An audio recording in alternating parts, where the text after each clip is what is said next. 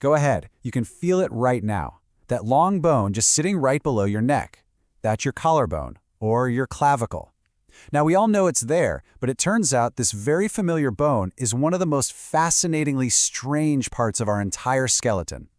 So let's dig into the surprising story of this one bone that connects your whole arm to the rest of your body. All right, to get us started, here's a quick pop quiz for you. Think about all the long bones in your body, like the femur in your leg or the humerus in your arm.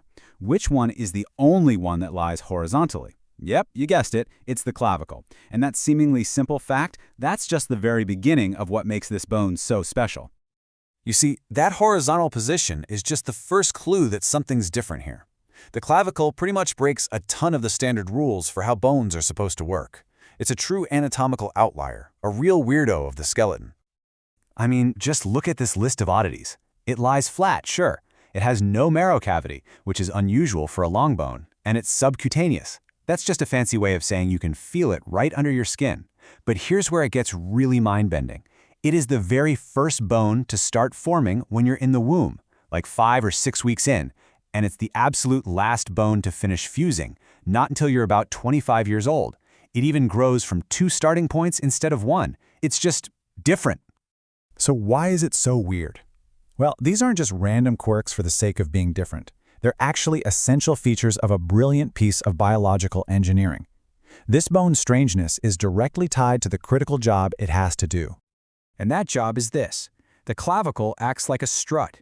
Think of it like a rigid support beam that props your shoulder and your entire arm out and away from the center of your body.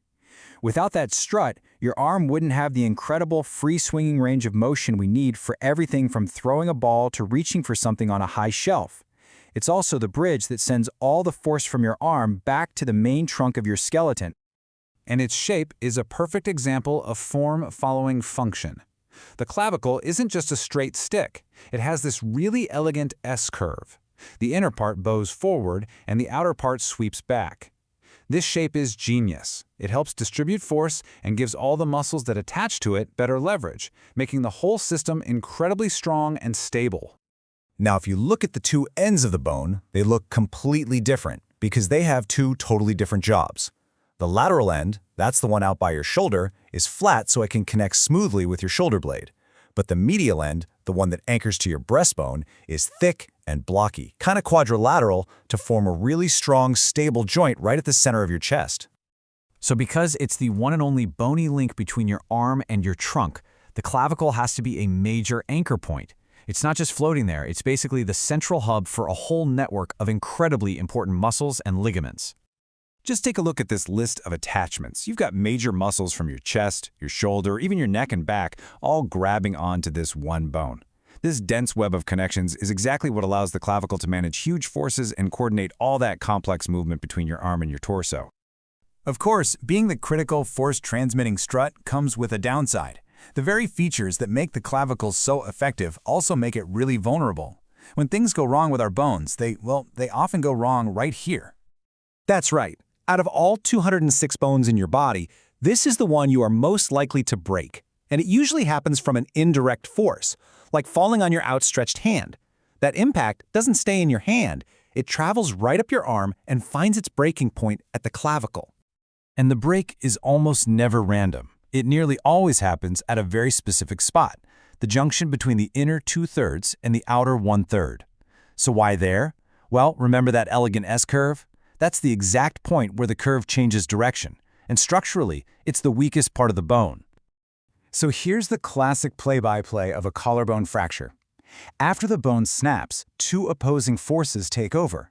The powerful sternocleidomastoid muscle in your neck yanks the inner piece of the bone upwards. At the same time, the unsupported weight of your arm drags the outer piece downwards. This is exactly why someone with a broken collarbone will instinctively grab that sagging arm with their other hand to support it. Now, while fractures are super common, there are also some rare congenital conditions, meaning problems that are there from birth. In one, those 2 growth centers we talked about just never fuse, leaving the bone in 2 separate pieces. And an even rarer condition, the clavicle can be partially or even completely missing, which, as you can imagine, dramatically changes how the shoulder is structured and how it moves. Okay, let's finish this up by returning to what is, for my money, the most incredible fact about this bone. Its story doesn't just span our bodies, it spans our entire lives, from our earliest moments as an embryo all the way to becoming a full adult. This timeline is just, wow. It starts forming just 5 weeks after conception. Those two main centers fuse by day 45. But then, it waits. For almost 2 decades, it just waits. A final growth center doesn't even show up at the sternal end until you're around 20 years old, and that final piece doesn't fuse with the rest of the bone until you're about 25. The first to start and the very last to finish. And this isn't just trivia. This has a fascinating real-world application. The quote here mentions the epiphysis. That's just the end part of a long bone that eventually fuses to the main shaft. Because this final fusion happens so predictably late, forensic experts can actually look at the clavicle to help figure out if a person has reached the age of 25. So you see, it's so much more than just a strut for our arm. The clavicle is a lifelong project, the very first bone to begin its journey and the very last to complete it. In a way, its story kind of mirrors our own development, this quiet, constant process of growing and fusing, all happening just beneath the surface. It really makes you wonder, what does the story of this one strange little bone tell us about our own journey from embryo to adult?